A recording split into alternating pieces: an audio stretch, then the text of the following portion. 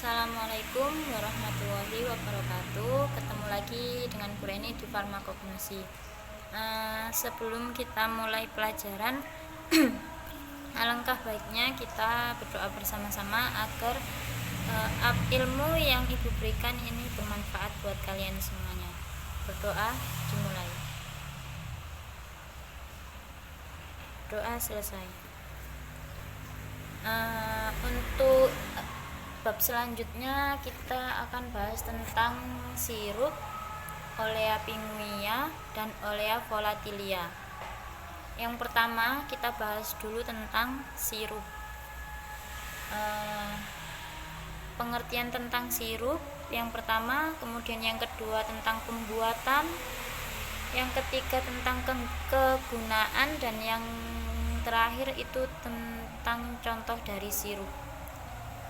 Nah, pengertian dari sirup itu sendiri ialah sediaan cair yang berupa larutan yang mengandung sakarosa atau sukrosa.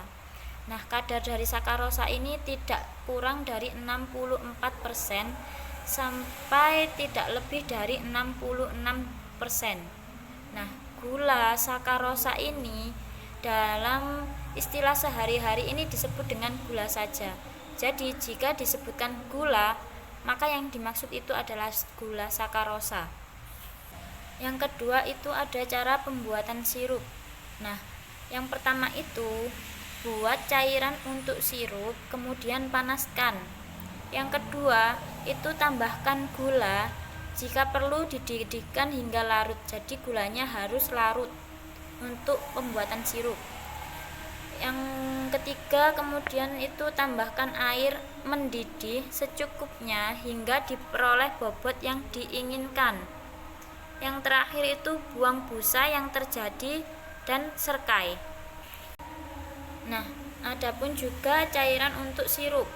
Cairan untuk sirup dan media untuk melarutkan gula itu dapat dibuat dari yang pertama ada aqua destillata, yaitu untuk membuat sirup simplek. Kemudian yang kedua dari hasil-hasil penarikan dari bahan baku, misalnya dari pembuatan maserat itu misalnya sirupus rei. Yang kedua ada perkolat, misalnya sirupus sinamomi. Yang ketiga ada kolatura, yaitu sirupus senae. Yang terakhir itu ada cara pembuatan dari sari buah, misalnya sirupus rubiideae. Nah, yang ketiga itu larutan atau campuran larutan bahan obat, misalnya sirupus medilazina hidrochloridi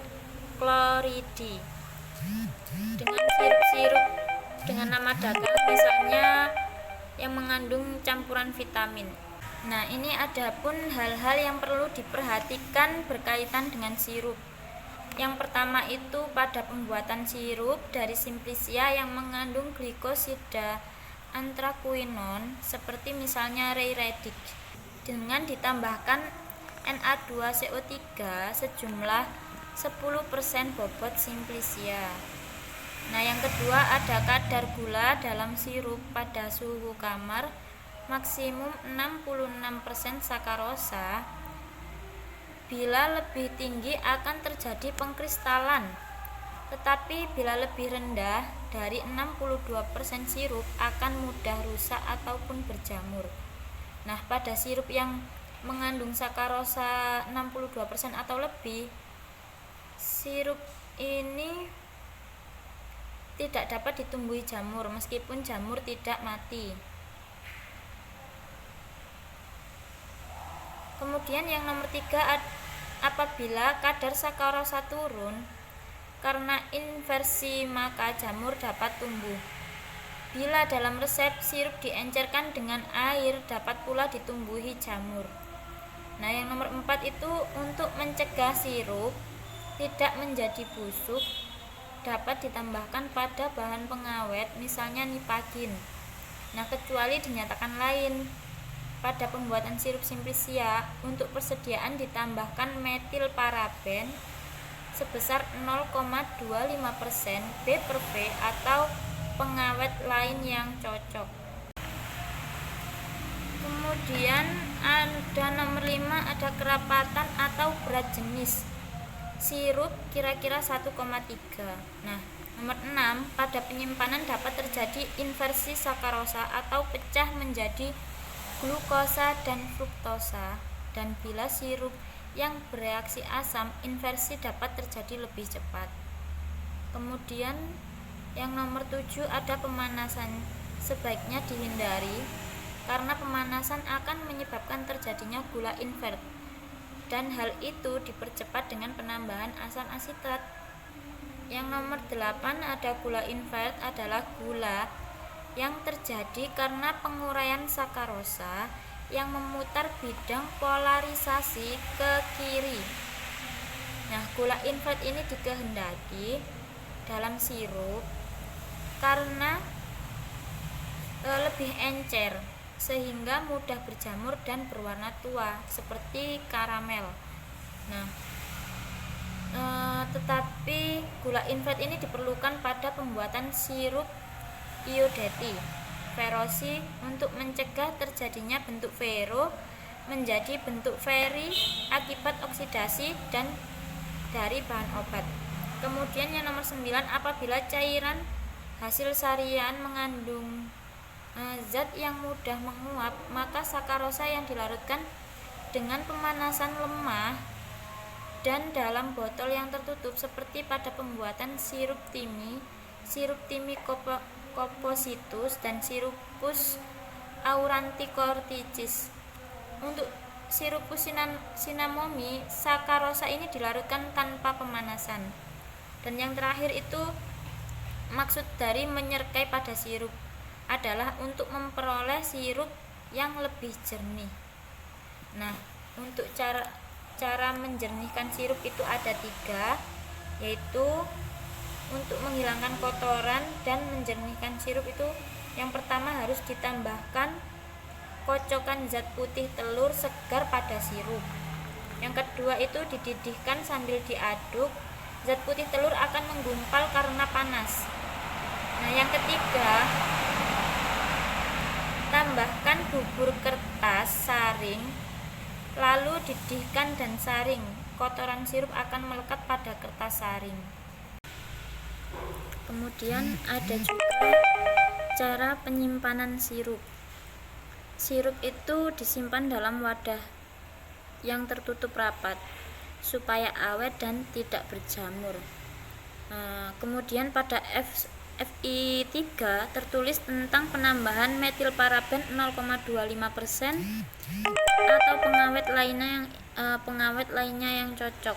Untuk menjaga kestabilan sirup, sebaiknya sirup disimpan dengan cara yang pertama, sirup dibiarkan dingin terlebih dahulu, kemudian dimasukkan pada wadah yang kering.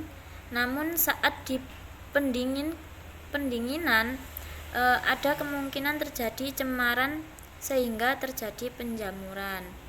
Kemudian yang kedua itu ada saat sirup masih dalam keadaan panas, dimasukkan ke dalam botol yang panas karena sterilisasi sampai penuh sekali sehingga ketika disumbat dengan gabus terjadi sterilisasi sebagian gabusnya.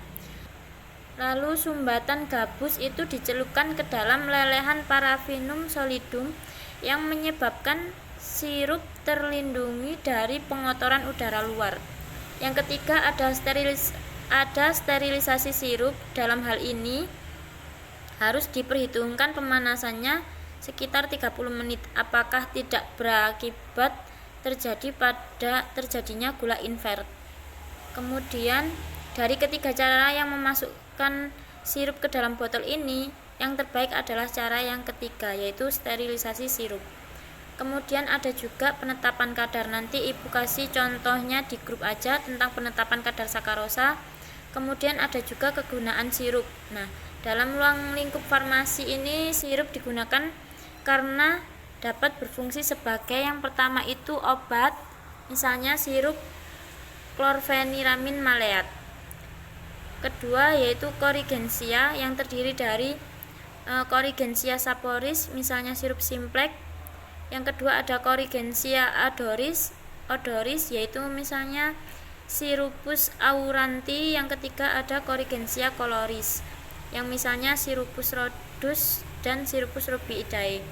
Yang ketiga ada pengawet, misalnya sediaan dengan bahan pembawa sirup karena konsentrasi yang tinggi mencegah pertumbuhan bakteri. Adapun juga contoh-contoh dari sirup ini, yaitu yang pertama ada Sirupus ferrosi iodi, yang kedua ada Sirupus simplex atau sirup gula, yang ketiga ada Sirupus auranti, yaitu sirup jeruk manis, yang ketiga ada Sirupus timi, yaitu sirup timi. Nanti kalian bisa searching sendiri tentang contoh-contoh sirup tadi. Kemudian dalam perdagangan dikenal dengan dry syrup, yaitu sirup yang berbentuk kering. Sirup yang berbentuk kering ini kalau akan dipakai ditambahkan dulu sejumlah pelarut tertentu atau aqua destilata, biasanya berisi zat yang tidak stabil dalam suasana berair. Untuk pengertian dan penjelasan tentang Olea pinguia dan Olea volatilia itu kita akan bahas minggu depan. Untuk materi hari ini tentang sirup aja dulu. Jangan lupa dicatat pada buku catatan kalian masing-masing. Nanti ibu tunggu hasil rangkuman kalian. Jangan lupa kalau kemana-mana pakai masker, bawa hand sanitizer, jaga kesehatan, kondisi tubuhnya dijaga, jangan lupa minum vitamin juga. Sekian dari ibu. Wassalamualaikum warahmatullahi wabarakatuh.